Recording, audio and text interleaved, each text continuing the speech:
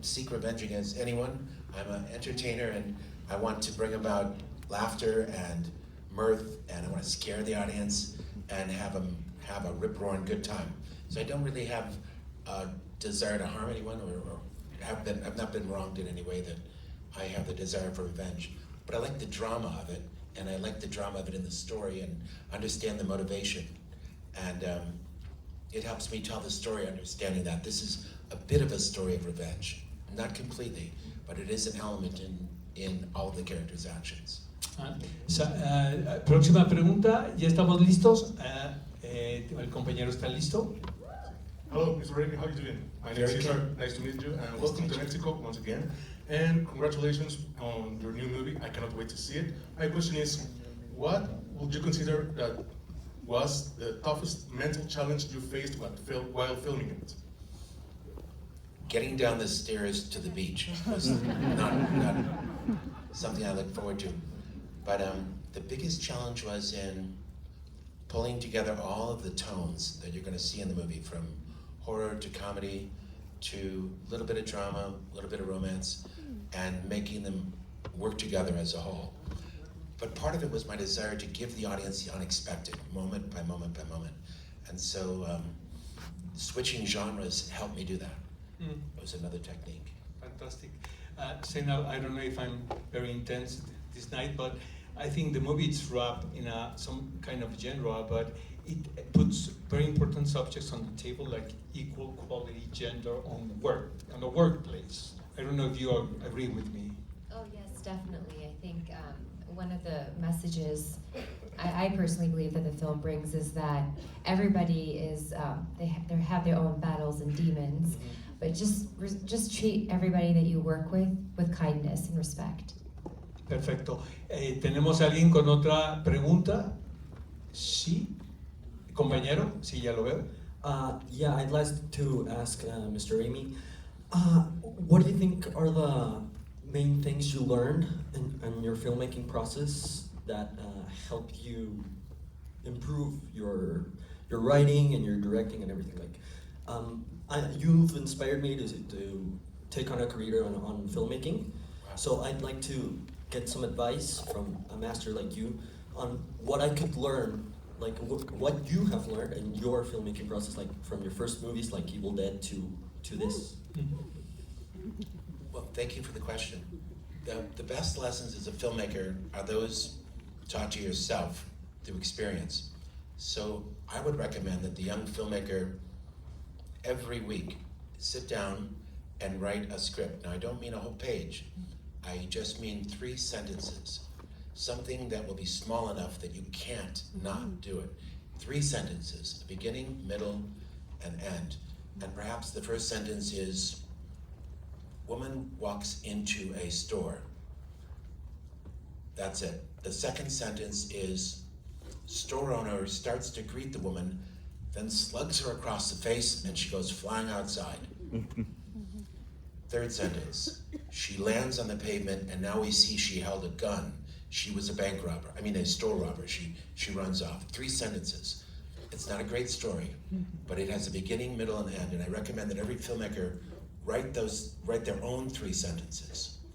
And the next week, shoot 3 shots, no more than that. Because it's easy to build plans for a castle that you can never make. It's important to make it really doable. I can shoot 3 shots. That's not that much. So shoot those shots, cut it together, put sound on it, show it to your friends and family, and see what happens. They may say, we didn't like the ending. Well, why didn't you like the ending? Well, why would that person slug her? Well, she was robbing the place. Didn't you see that gun? No. Is that the thing that fell to the sidewalk? So now you know, go back, get a close-up of that gun. It's the 3rd shot when she lands on the pavement, move in a little bit and see that gun. Then come up to her face. You got 1 shot to do it in. And you show that movie, you reshoot it now with what you've learned. That 3rd shot needs to be fixed. And now let's also put a clattering sound effect for the gun drop, because they didn't notice it last time. And you show the movie again, and they liked it a little better. They didn't like it too much, but they liked it a little better. And you do that every week, and you'll be a filmmaker, and no one can take that from you if you keep it manageable and controllable. I would not recommend going to Hollywood or Mexico City studios and say, I want a job. They won't give it to you. They're too busy with their own work. You just make yourself a filmmaker, and then they'll come calling to you. Fantástico. Tienen que ver a la pareja protagónica, queridos amigos, ahora que esté la función. The actors, the chemistry between the actors, it's fantastic. Of course, we know you work with Rachel in Doctor Strange, but my question, it's how important it is the casting on a movie, first of all, and then is it something that you can arrange and you can change during the shooting of a scene, or it's something that the actors has to have? You know what I mean? How do you resolve that problem in casting? Well, Zainab was right up front there with the casting. I wanted Rachel McAdams, as you say, because we worked together on Doctor Strange 2. And she was so great. No one knows how good she was because she played a role she had created in the first one. But she also created a multiversal version of that character. So that multiversal version of the character had slightly different things in her history. And I saw on set how Rachel would tweak her performance in the slightest way to reflect that history that she had. And I was really thrilled with her performance. Then in a rewrite, we had to do a third version of the multiverse. So then I saw her create this third version of the character with subtle changes, again, reflected in her backstory. And I really thought, she's like a fine violin. She can play any note, hit any note. She hit a middle C, then we asked her to play it an octave up and she hit it. Then all of a sudden, this third version, she hit the top octave and she was perfectly in tune, and I want to work with this actress again. Zainab, how important it is to see this movie on the big screen? Seems like a luxury, but it has to be seen on the cinema, you know? It has to be. I mean, look at this, look around you. You know, there's nothing like being in a dark room, eating popcorn with strangers and feeling every emotion. Fear, comedy, you're laughing, you're hiding your eyes, you're jumping, you're screaming. You have to experience it with a group. Nothing like it. ¿Alguna otra pregunta? ¿Algún fan? ¿Algún compañero, colega de la prensa? Allá está mi querida Chio, que es a quien veo. Ajá, sí. Hi, yeah, so I wanted to ask about the island, because I understand that the premise is quite relatable in the sense of like everyone has had an incompetent boss. And I wanted to know if the island... Watch it, I was her boss. So when you say everyone has had it... Has had it in the past, a very, very long past. No, I wanted to know if the island is a metaphor for our everyday life when we're dealing with these bosses, or if it's more like a tool that once you strip the things that give people power, that power means nothing. Yes, I think it's more of the second. It's the island, to me, represents just a dramatic device to get these two characters to a place where they are stripped of their power, their roles that are assigned to them, so that they can grow in this unobstructed environment into sometimes a worse version of themselves, and sometimes into the best person you could have ever hoped to be. And it's all sorts of things that island offers us. These two characters in the face of loneliness, hardship, beauty. It's really a dramatic device for me, more than anything though. Le preguntamos de superhéroes a Sam Raimi. What do you think about the superheroes movies right now that are making right now? Superhero movies. They're great. I love superhero movies. I love them when they stick to the character and they tell a story that is unique to that particular person, and it really resounds. It's not like, oh, there's a bad guy, what's Superman gonna do against him? I wanna hear the story of this alien, this kid that's been abandoned by its parents, has to grow up in a strange society. I wanna see that affect that character. So if the filmmakers, the writers and producers and directors love the character, I'm gonna love the movie. I wanna see that character doing the best that they can do despite their hardships. Seeing them face obstacles and like grow as human beings in a way that only they can do to overcome those obstacles. And I think the audience really likes seeing that kind of thing because they're reminded, yes, I can overcome my obstacles. I can grow a little bit as a human being. I don't have to wear red tights to do it. But I can still become a hero in my own way. Would you do another superhero movie? Absolutely. Yeah. Thank you, guys. Alguien tiene una pregunta. Allá veo a alguien bien valiente que se puso de pie. Bienvenido. Gracias, Esteban Macías. Mr. Raimi, it's a pleasure to have the chance to talk to you just a little bit. So it's inevitable. People in their 30s love Spider-Man, and as soon as you hear the movie and that you're related to it, and know you are related to it, it's a scream out loud. But if you could choose only one movie, is it in your past or is it in your future? The only one, the movie that Sam Raimi will be remember forever. In the future. I gotta hope that the best is yet to come, and my understanding of the craft is growing. So I'm trying to learn and apply what I've learned and trying to become a better listener on set for the great ideas of the cast and crew and apply them into the picture and become more open and a vessel of what the movie could be versus the dictator that I've kind of been in my early years growing up with the Super 8 movies and horror movies.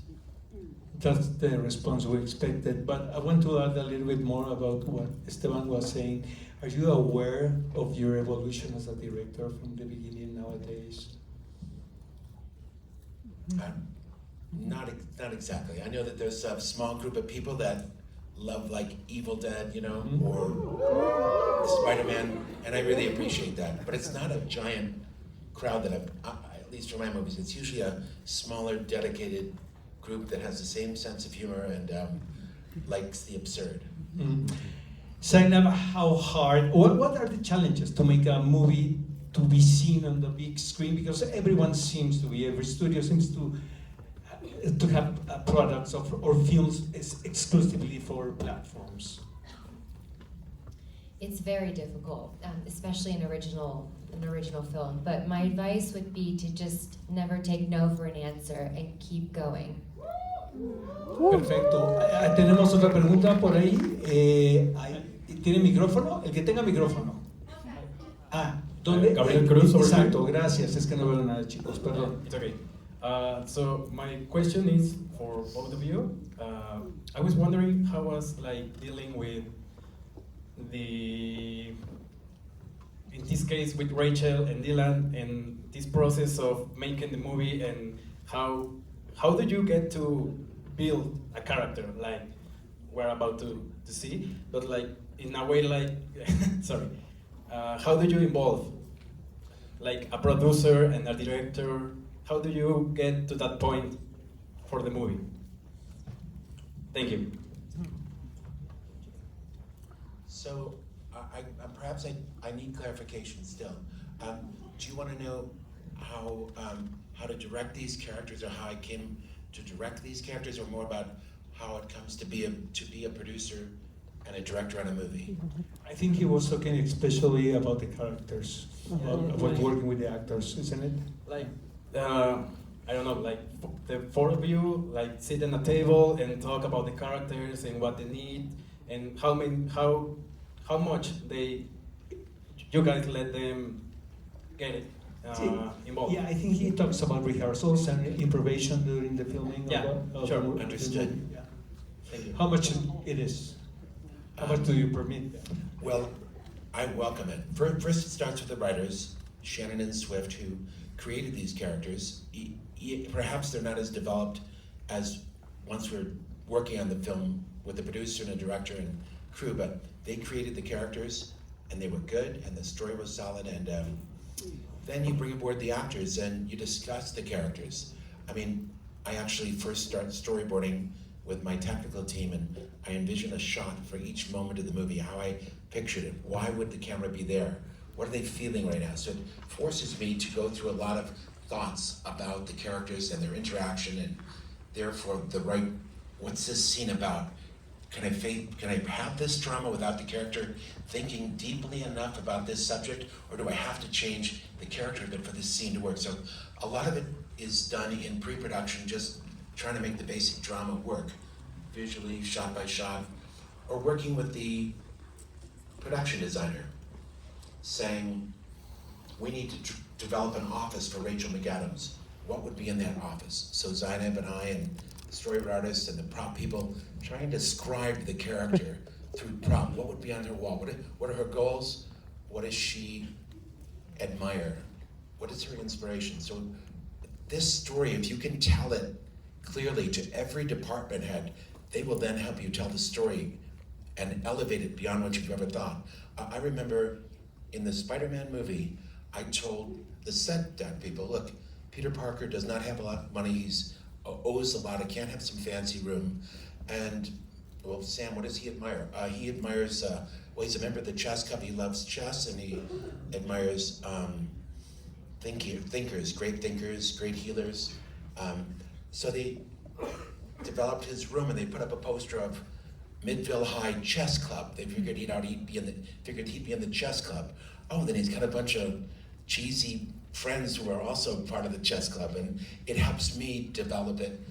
And then the actors come aboard, and you show them what you've got, and you hear their notes, and that takes it to a whole nother level, because as a director is thinking about every character, or the writers are thinking about every character, and the production design department is thinking about every character, now for the first time you've hired one person to own that character, and all they do is think about that, the poor kids, but they're stuck with that character.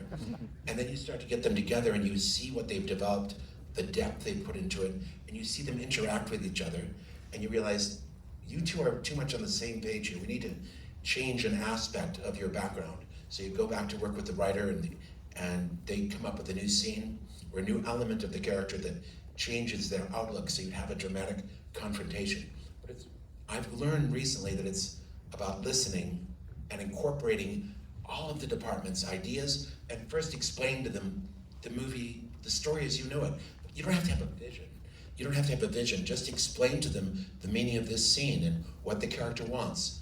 And that's all you have to have, and slowly it comes into focus who these characters are. Great. Zainab, was it difficult or easy to have the final cut of this movie? The final cut of the movie. It was easy one after the montage, the edition of it. Oh, Did you make changes during the edition of the movie? Or it was pretty close to the script? Did the finished picture turn out similar to the script? Exactly. yes, but better. But can I go back to the last question? Sure. I'd love to talk about Rachel's character. So as you know, Rachel is the most beautiful woman in the world. She's gorgeous. So the character of Linda Little, it took a lot of work for Rachel. Rachel spent months of rehearsals, and we worked closely with our makeup team and our costumes. And when it came to makeup, you know, she's not the most glamorous. She doesn't wear very much makeup. She's always sitting and working so hard. So with costumes, we made sure she looked a little, you know, she had a little bit of padding, and she wasn't wearing the most fanciest clothing or the most expensive designers. And then when on the island, we actually worked with Kai for now, who's a survivalist. So there's so much preparation and so many people when it comes to character development. But it all starts with Rachel. You know, Rachel worked very, very hard. This is a role you've never seen her in, and I'm very, very excited for you to see her play Linda Little. I think it's one of her best roles ever for Yes. Rachel McAdams, is my opinion. Yes. Entonces, la última pregunta y es para ustedes, chicos. ¿Hay alguien que quiera hacer el último cuestionamiento, que luego los pongo nerviosos porque les digo eso? ¿Ya alguien tiene el A ver, de micrófono? este lado. Ah, ya está. Spider-Man. Gracias, Oscar. Zainab, well, congratulations for your work. I admire really what you do. So, how was the approach with Raimi? Did you were thinking about in your own ideas, and he joined to you? How was working together? I'm really wondering about that. Yes, Thank you. so I've been working with Sam for many years now. This is actually our 6th film together, but this is the first where he is a director.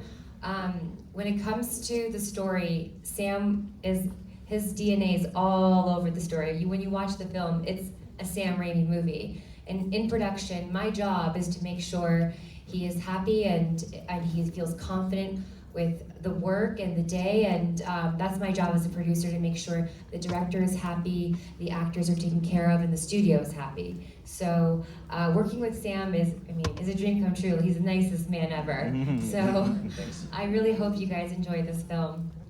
¿Y qué tal la manera de vestir? You're a well-dressed director. I have a very interview. The tie, is that an homage for Alfred Hitchcock? True or false? Oh, yeah. It's a little true. Can I have that as my answer? Of course, a little true. Here's what it is. I used to see these pictures of filmmakers in the desert wearing suits and ties, directing camera teams. And after I made a bunch of Super 8 movies, I thought, how do these guys do this? How are these ladies able to dress up for their movie? It's impossible. And the absurdity of it really rang something in my head. And my father is the other half of it, who said, always dress to the level that shows the person you're meeting with the respect that you hold for them. Oh, Which brings us Wow. to the end of this. This is a quote I read from the actor Cliff Robertson. He said this: "We don't hear enough about directors like Sam Raimi, because I guess there aren't many directors who have the benevolence not only among the cast, but also with the crew. So when you see Sam walking carefully and quietly among his cast and crew, you get the feeling of a director who is conscious of his responsibilities, but even more conscious of his sensitivities to the people around him. And that, my friends, is very rare. Thank you very much for being here in this place. That's so sweet. Thank you guys for having us. Honored to be here in Mexico Si City. nos vamos a tomar una fotografía, les voy a pedir un favorzote, encendamos nuestro celular. Es que se ve fregoncísima las fotos de los conciertos. Y yo realmente, esto no estaba en el libreto, pero se ve mucho mejor para que salga mejor y la podamos compartir todos. Ay, pero no Let's se pare, take the no. photo. ¿Pues una para? Seguramente.